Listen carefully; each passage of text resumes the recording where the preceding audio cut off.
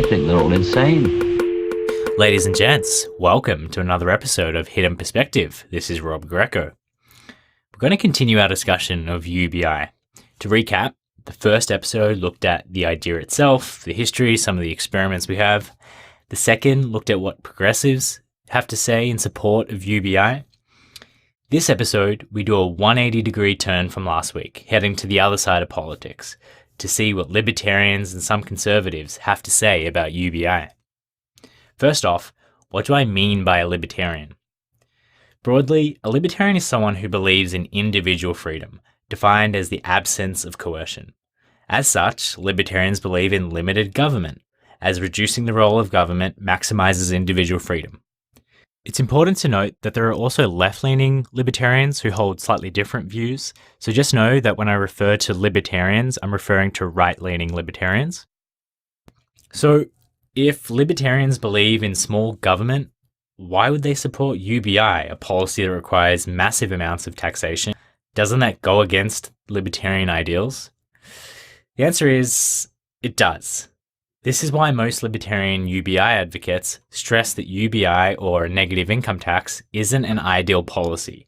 In an ideal world, most libertarians abolish government welfare altogether.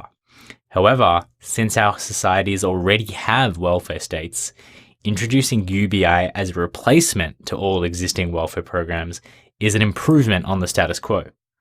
This is a key point of difference from progressive advocates who tend to retain current welfare programs. Now, as we discussed in part 1, most libertarians typically prefer a negative income tax over a UBI because, well, that's what Milton Friedman said. If you didn't listen to part 1, a negative income tax provides a basic income to people through the tax system. Basically, if you earn below a certain income level, you get a cash subsidy from the government. If you earn above that level, you start paying income tax to the government. So basically the reverse of the system we already have in place for people at low income levels. Again, a negative income tax, in theory, is identical to a UBI that imposes a positive tax as soon as you earn money without exemption. They result in the same after-tax effects. Even Milton Friedman admitted this. But in practice, this will depend on the policy's details, whether or not it scraps low income tax exemptions. So why do libertarians or conservatives who are meant to support small government also advocate UBI? One justification for government regulation for these people is to address instances where the market fails, also known as a market failure. Let's assume we live in a world without government welfare, a pure free market economy. Any assistance to the disadvantaged would have to come through voluntary private charity. That's you and I donating to charities, volunteering our time and money, helping those who've fallen on bad times. However, this raises a big problem because if I give $1,000 to help someone out on their feet, I can be said to benefit from helping this person out of poverty. But if I simply watch someone else give $1,000 to help this person out, as a third party, I also benefit from the alleviation of this person's poverty. In other words, I stand to benefit whether or not I donate $1,000. Because of this, many people would only be willing to contribute to the relief of poverty, provided everyone else does. And so, by itself, the market won't provide enough charity. In economics, this is known as a positive externality, a market failure that justifies government intervention in the form of welfare. This is something the economist Milton Friedman argued in his 1962 classic, Capitalism and Freedom. But simply because we can rationalize welfare, that doesn't mean all forms of welfare are the same. This is why many people prefer UBI over the existing welfare state that many countries around the world have. Modern welfare states provide welfare in different forms, whether that's subsidized services, in-kind benefits like food stamps, or conditional transfers. For example, if you apply for 10 jobs per week, the government will give you, say, $1,000 a month. But the welfare state has many issues. The first big problem is that these welfare benefits have insanely high marginal tax rates. Let me explain. Imagine you're unemployed and receiving unemployment benefits worth $1,000 a month. You will eventually find a job, but it's only casual. It also pays $1,000 a month. If you take the job and report your income legally, you immediately lose the $1,000 in unemployment benefits. And to replace it, you need to work for the $1,000 of earned income at your new job. The net effect of this is a marginal tax rate of 100%. In other words, every dollar you earn at your new job is effectively taxed at 100% because you're losing an equal amount in unemployment benefits. So you're actually worse off in this situation because your job requires effort much more than what's required to collect unemployment benefits. Now, who in their right mind would go to work if they faced a 100% tax? Hard pass from me. But the problem actually gets worse. Because welfare states have become so enormous, I think the US administers 126 different welfare programs, correcting for every form of poverty, whether that's being a single mother, health, or diet outcomes. Sometimes the various welfare programs intersect to produce what's known as a cliff point. This is where earning an extra dollar actually costs you more in lost benefits. Yeah, that's right. You face a tax rate above 100%. You actually lose money if you work. This is so outrageous that I can't believe it actually happens, but it does. And it explains the right-wing trope that welfare keeps people stuck in poverty, or the poverty trap. There's every incentive for people in these circumstances to actually turn down a pay raise or a new job, because if they take that raise or if they take that new job, they go backwards economically. Again, I don't know about you guys, but I'd never take a legal wage if I faced a tax rate of even 70%, let alone more than 100%. And it's not just the work requirement that can screw people over. The disability requirement also involves moral hazards, basically a fancy term for incentives that encourage bad behaviour. As Guy Standing points out, though I will note not a libertarian but someone who just agrees that the welfare state can have perverse effects, if a disabled person tries to overcome their disability and is judged able to work, they'll lose their benefit. If they don't overcome their disability, they keep their benefit. So, trying to overcome your disability is actually penalised. UBI simply doesn't have these problems. Now, the second big problem with welfare is its paternalism, the idea that the government knows best, and so it, in all its wisdom, decides how poor people must spend their money. To quote Michael Tanner from the Cato Institute, "We treat poor people like they're 3-year-olds. If you want people to be responsible adults, you need to treat them like responsible adults. If they're poor because they lack cash, we should give them cash and let them take charge of their lives." And if your concern is that welfare recipients will fritter it all away on things like drugs and alcohol, here's Matt Feeney from Reason.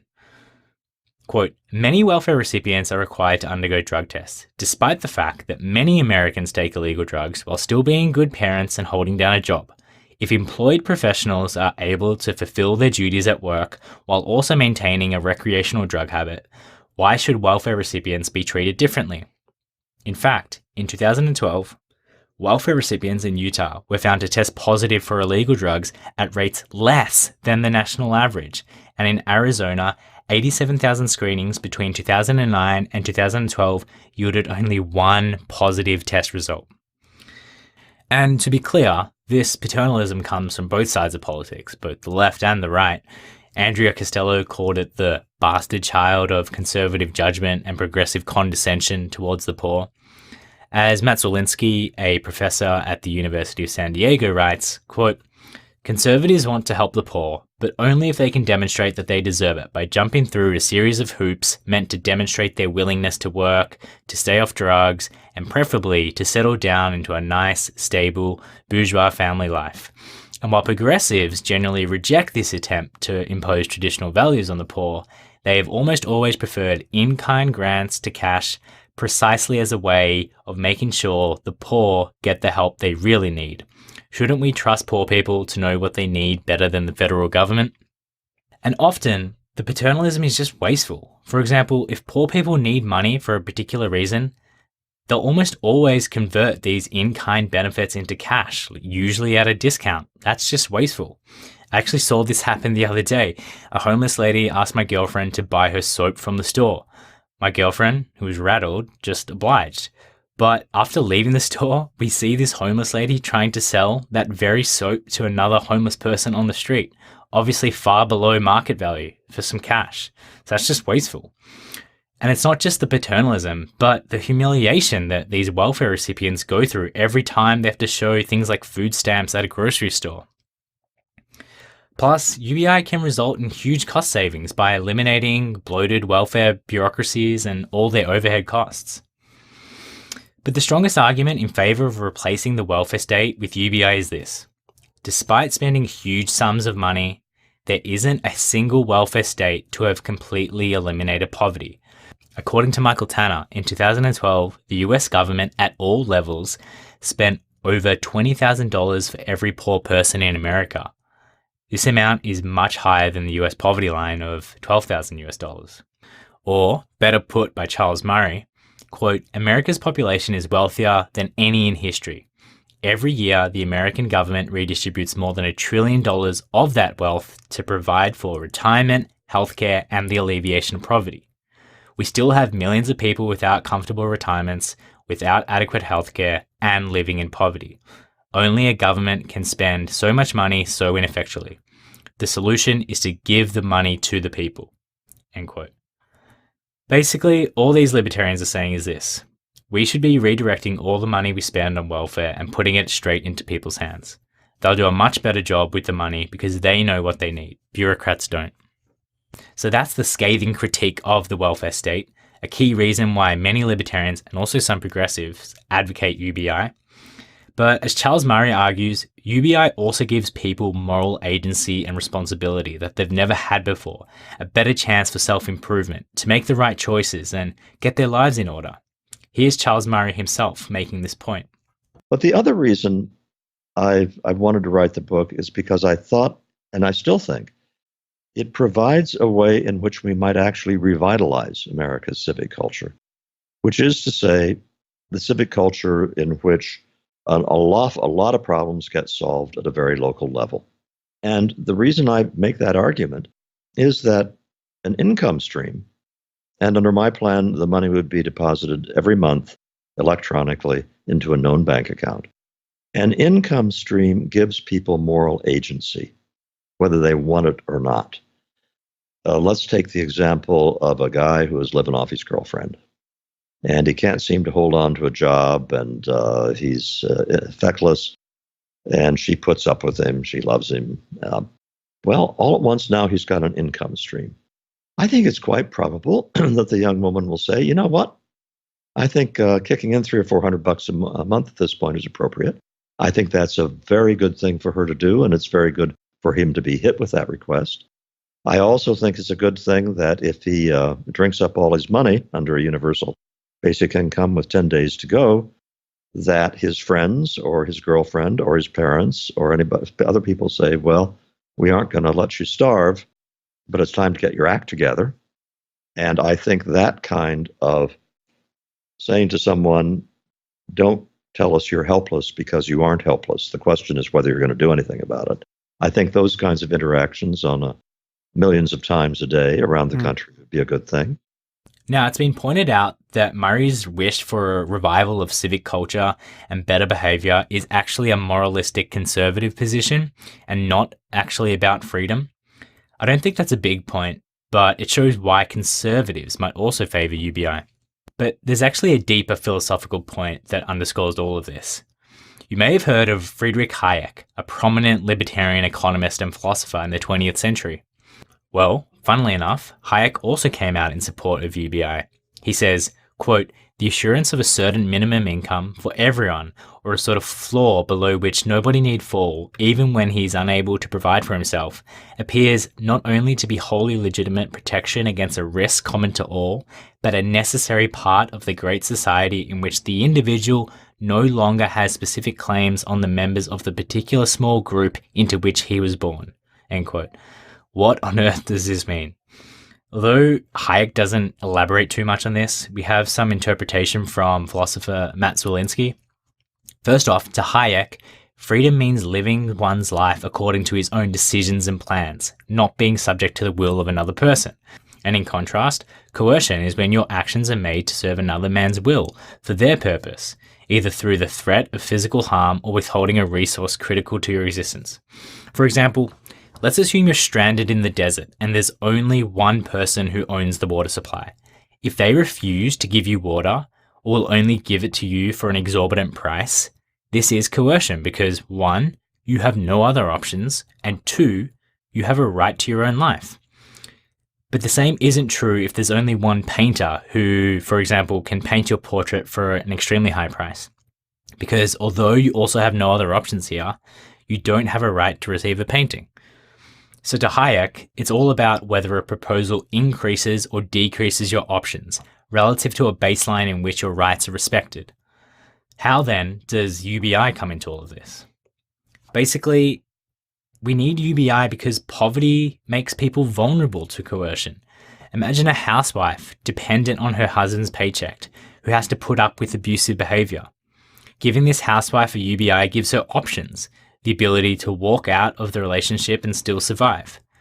Now, it's important to note, not all libertarians agree with this. Some argue that if the housewife made a choice to marry this guy and also made the choice not to work, then the situation she finds herself in is the result of her choice and not coercion. But to Hayek, it doesn't matter how the coercion came about. It's just that it exists. Now, critics might argue UBI goes further than this. It helps people who aren't vulnerable to coercion, but simply choose not to work. In an ideal world, Hayek concedes this point and would support means testing UBI so it doesn't go into the bank accounts of people who can support themselves through work. But we don't live in a perfect world of perfect knowledge. Administering means-tested welfare involves some errors. Sometimes those who deserve welfare are denied benefits, and sometimes those who don't deserve welfare receive benefits. Because of these administration errors, Zwolinski argues that it's much better to pay slightly more in taxes to ensure everyone who is deserving of UBI actually receives it, even if it means some people take advantage of the system. Now, to be perfectly clear, not all libertarians agree with this idea, nor do they agree with this generous interpretation of Hayek. For them, libertarian freedom doesn't extend this far so as to justify UBI. Dr. Brian Kaplan, who's a professor of economics at George Mason University, is one of these people. He argues that UBI is forced charity and that forced charity is unjust, it's unnecessary, it gives recipients bad incentives, and it has a high cost, which will lead to a future of high taxes or financial crisis. But he admits that even if forced charity is unjust, it's less unjust if it helps people who can't help themselves, like children or the disabled. On the other hand, forced charity for everyone, whether they need it or not, is simply not defensible as a libertarian, and not to mention wasteful. If you were running a private charity, would you think it's wise to run a charity for everyone or a charity for those in need? Clearly, if we administer welfare, it must be means tested to those who need it. And on that note, this is where we'll end this episode. Next time, we take a look at what could be wrong with UBI. Surely it's not as perfect as people would have you believe. I'll see you next time. I think they're all insane. If you got value from this episode, please do me a quick favor. First, hit subscribe. And second, leave a 5-star review if you're podcasting, or hit the like button and the notification bell if you're YouTubing. There. Too easy. See you next time.